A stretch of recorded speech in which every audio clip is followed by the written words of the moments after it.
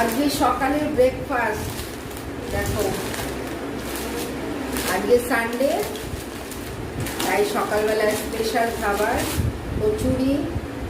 3 জনের জন্য নিয়ে এসে কচুরি। দেখো আলু আর মটর দিয়ে তরকারি।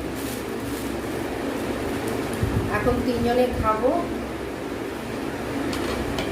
কচুরিগুলো দেখো খুব সুন্দর, দামাস থেকে নিয়ে এসছে, কটকের যে দামাস, সেই দামাসের খাবার খুব ভালো।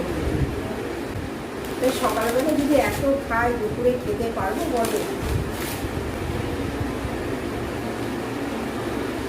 আর তরকারি দেবো না? এই তুমি আসো।